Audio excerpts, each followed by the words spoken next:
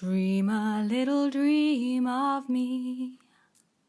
Welcome kindreds, it's Jessica TheStoryWitch. It's been such a long time since I made a face to camera video, I kind of feel like I've forgotten how to do it, so please bear with me.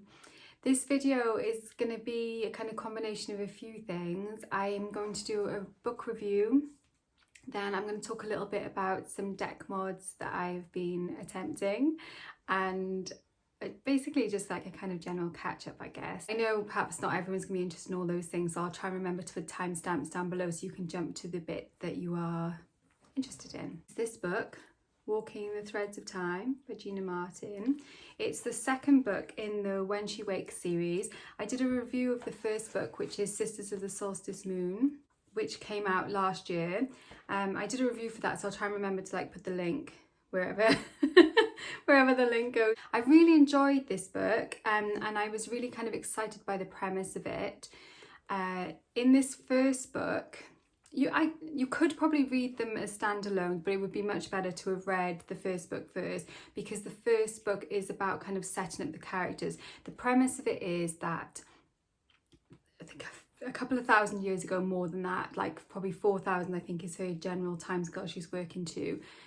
Years ago, it was the time of the goddess, and then something happened which kind of ended that time. And so the first book is about kind of setting up the characters, and there's a lot of characters. I talked about that in the review of this book, which, you know, that's difficult for a really experienced writer to handle a lot of characters, and yet she does it really, really well. And if anything, I think this second book, which is about those characters as they kind of reincarnate and carry on their connection with the goddess through many lifetimes, I think this book is actually better, and I'm really excited for the third book now, which is going to be, I believe, the characters in kind of current times, or perhaps even maybe slightly future times, I'm not sure, and how the goddess is going to be back in everybody's hearts again, or in, like, you know, in the vast majority of people's hearts again. So yeah, in this book, Walking the Threads of Time, it is, like I said, there's a lot of characters, and there's a lot of different times, a lot of different places, and you're jumping around, and it could have been a complete disaster, but somehow it's not. It's really well done. You know, there's a couple of little places I was like, I kind of didn't quite get who was supposed to be who, but that was really rare. Most of the time, you dropped straight into the new place, the new time, and knew who these characters were, which I was really impressed with. That is really, really difficult to do as a writer, and she does it really, really well. I do feel, and I think I said this when I reviewed this book, I feel like these books are not just products of the author's imagination, whatever that means. I do feel like there is definitely a channeled aspect to these books. The goddess has definitely helped beautifully with the weaving of the threads of time in this book. I am giving this copy away. It's signed by the author, and with a little bookmark in it as well, and that is open worldwide. But please don't, I don't know what's the best way to do this. On my last video, that's when I kind of launched the giveaway, so it would be better if you made a comment in that last video, which was the Rainbow Tarot Decks video. If you're interested in this book, if you just pop over to that video, you don't need to watch the video if you're not interested, but just say, I'm interested in the book, and then I'll do it from there, because then everyone will be in the same place and I'll be able to see what's going on. I think I said 1st of September closing date for letting me know about that. So yeah, let me know if you'd like a copy of it. I've only got this one copy.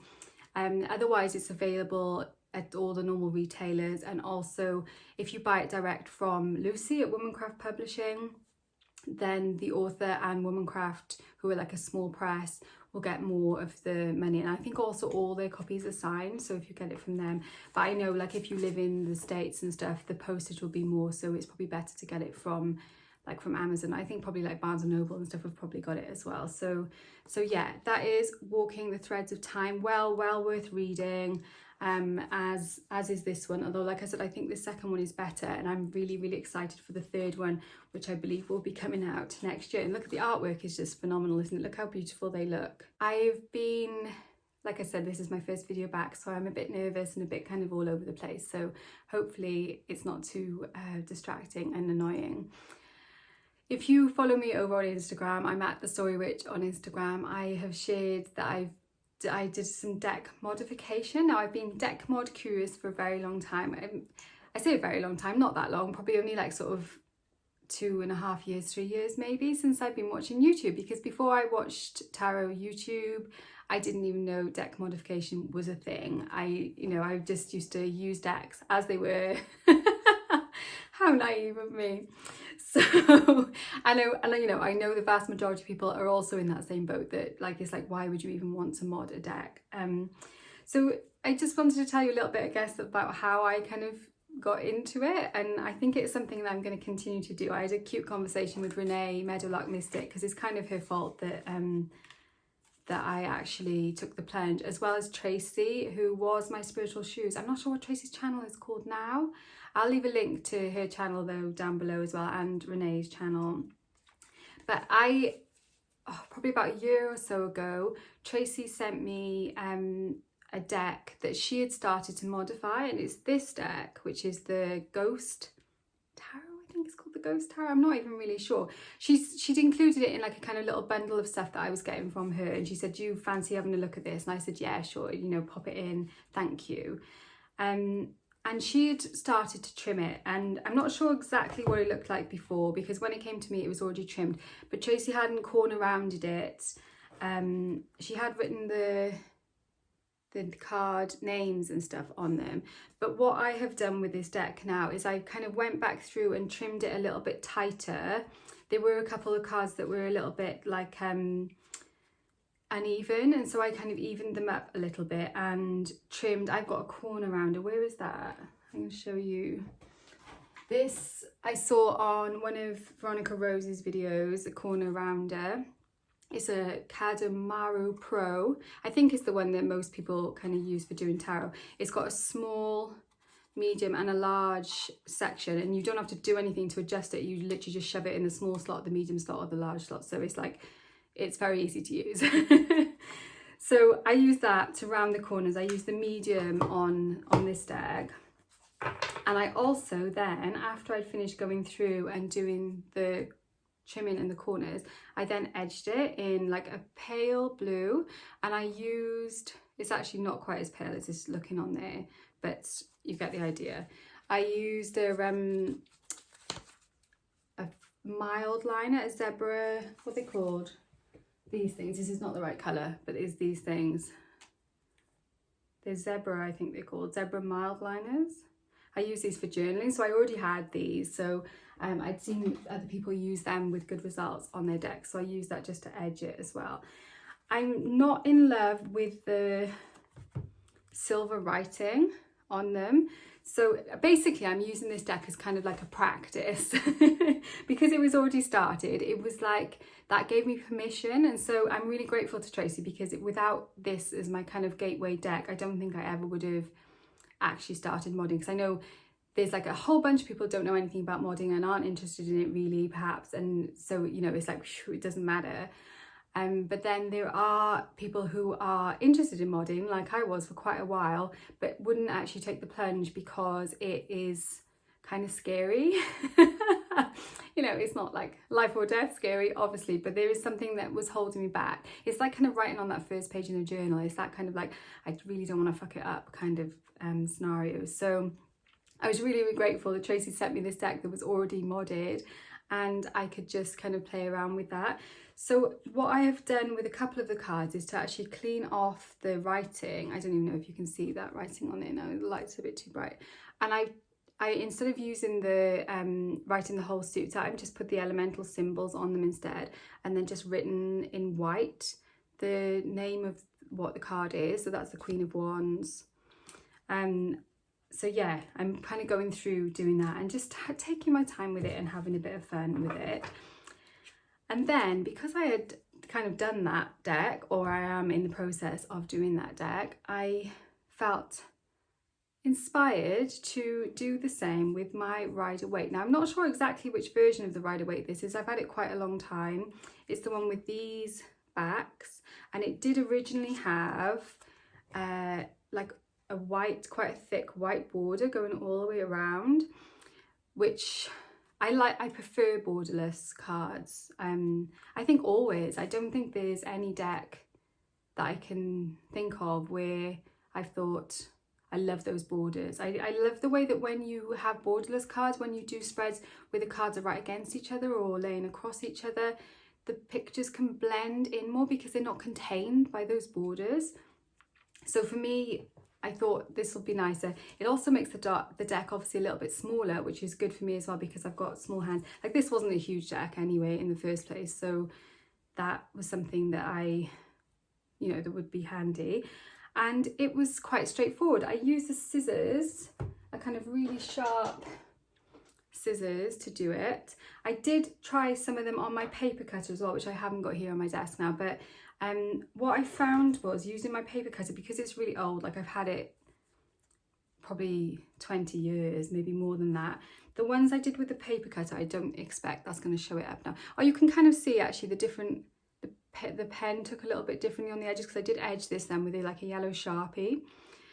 The ones I did with the paper cutter, it kind of didn't make such a fine edge as the edge that I did using the scissors. And I think if I was going to do it again, which I think I probably will, not this deck obviously because this deck is done, I think my preferred for the perfect edge is going to be like a metal ruler and an X-Acto knife, like a craft knife, because then you'll really be able to get a sharp line, which makes it really nice. And then like once I cut, then I just use the corner rounder. I use the smallest corner rounder setting on these ones because on some of the cards, all the majors have got the writing on the bottom, and I didn't want to take too much off the corner because then I'd lose some of that writing. So I think it turned out really well. I'm super happy with it.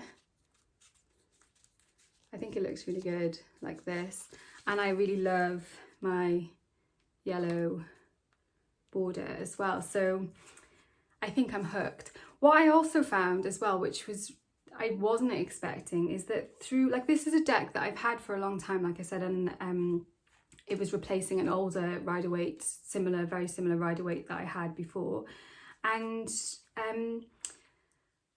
like, I don't love using Rider-Waite, although I do find I go to it sometimes because it's a deck that I learned a lot of the meanings with. It's a deck that I studied with when I was first starting out with tarot, and I was using 78 Degrees of Wisdom. So it is a deck that there's a lot of neons in it, and I know like some people hate it because it's the cards that everyone's seen 100 times before, and if not more. But I found by actually sitting there, and like it takes a long time, it took a good few hours to trim off all those borders and then to corner punch the borders and then to colour all the edges. It did take quite a long time. And I feel much more connected with this deck now.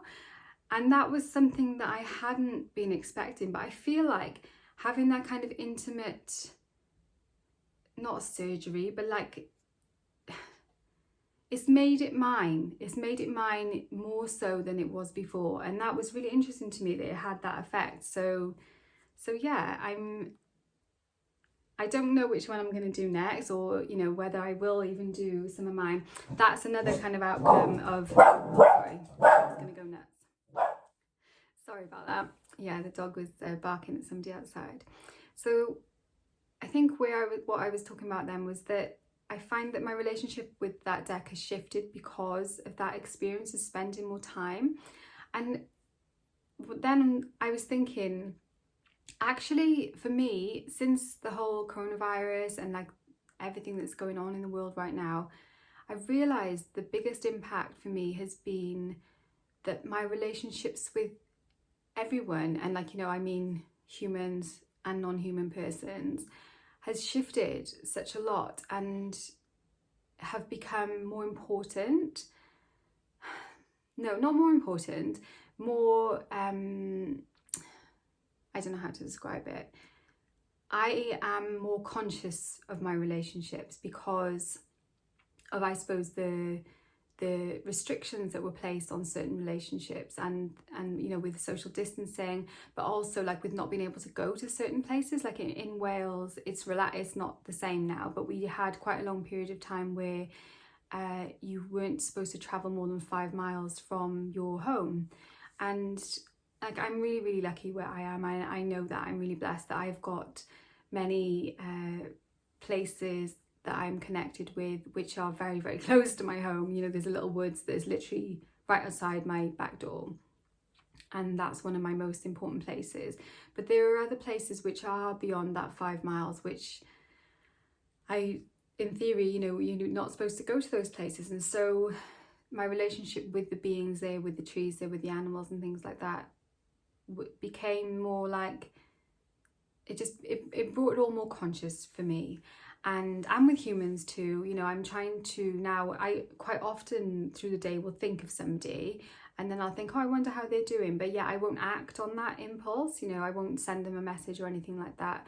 Whereas I'm trying to now, when I think of somebody, just send them a message, you know, not in like a creepy, you have to reply to me now kind of way, but just a, hi, I was thinking about you, hi, kind of thing, you know. And that's quite a big deal for me because I'm not normally very forward in relationships. I'm quite difficult to make friends with in a way, because I don't want to encroach on people's time and on their personal space and stuff. So I think it's always been a little bit hard for me because I pick up on so much stuff intuitively from people when I meet them. Then it's awkward. I feel awkward. It's like when you know stuff about people and then you have to have like a normal surface level conversation with them, even though perhaps you can see that they are very, very hurt, or they're grieving, you know, and things like that. Or they're very excited, or perhaps they're pregnant, you know, but they haven't told anybody yet. And it's hard to have kind of surface level conversations with people when those things are like underneath the surface and you're not supposed to talk about them, you know, because of the way our social culture is set up.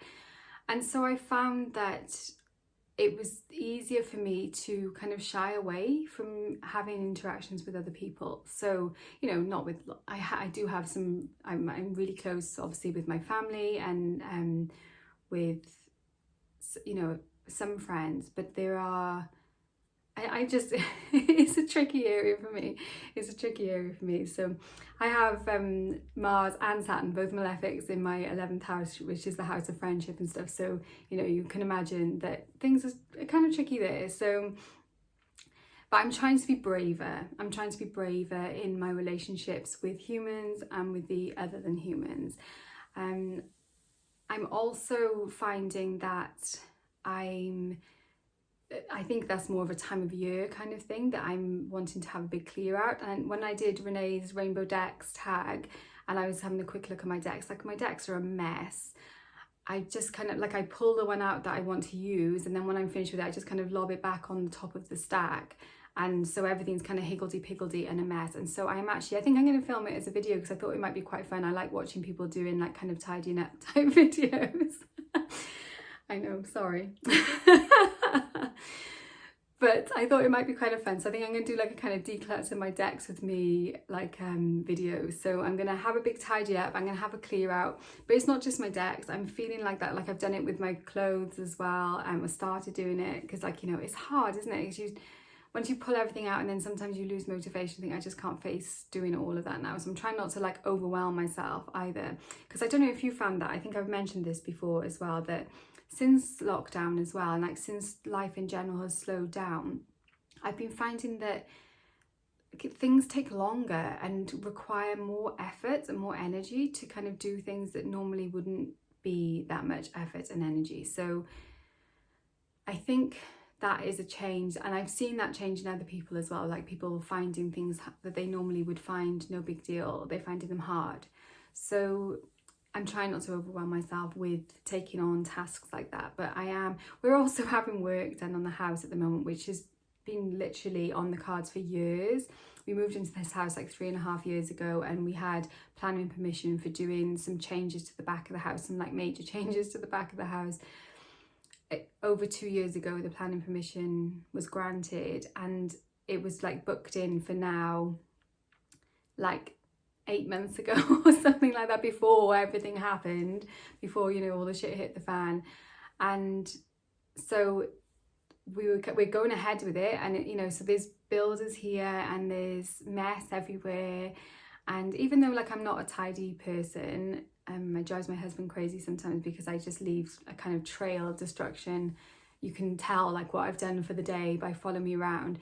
But I like to tidy the next day before I start doing the next thing. So it's not so much I'm not untidy, is that like my timing of tidying is a bit different, you know. So I do find it overwhelming when there's like stuff everywhere in certain, you know, it's your definition of stuff as well. Like some stuff I like to be out everywhere because I like to be able to see things, but yeah, it's a personal thing. So anyway, why am I rambling on telling you all this? I don't know really. I don't know. It's just that I haven't really felt like talking, and also like just about the channel in general. It's like, what is the channel for? Like, why?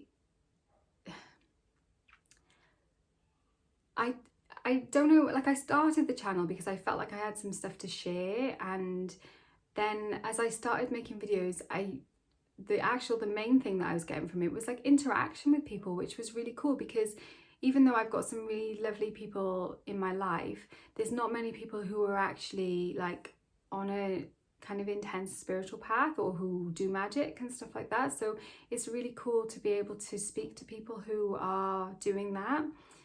I've also really valued like when people ask me questions, to be able to help people on their path as well. I find that really, I think that's kind of part of my work, why I'm here in many lifetimes. So that is really good as well, but I don't want it to be about me. It's like, so I basically haven't been making videos because I felt like I don't really have an answer to what is going on at the moment, but I don't know what that means. I don't know whether that means I shouldn't make videos anymore, or whether I should make videos about other things, or I don't know. I don't know where to go with it and what to do with it.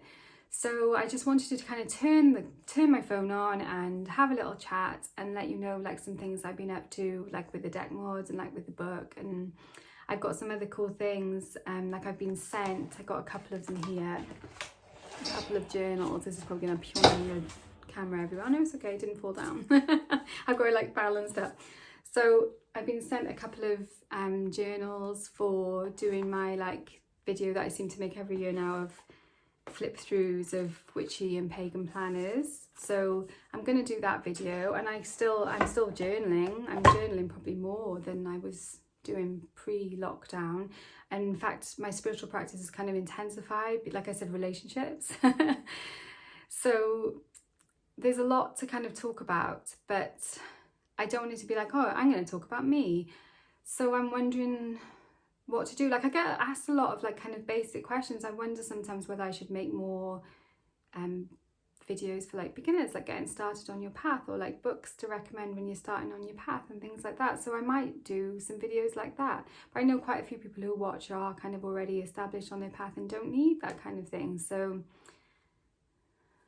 but then they can just not watch, I guess. So I don't know. And I am fully rambling now, so I'm gonna just say goodbye. And if you have anything, you know, chat to me, because it's nice. And I miss it. So thank you for watching. Warmest blessings, and I will see you very soon, I hope.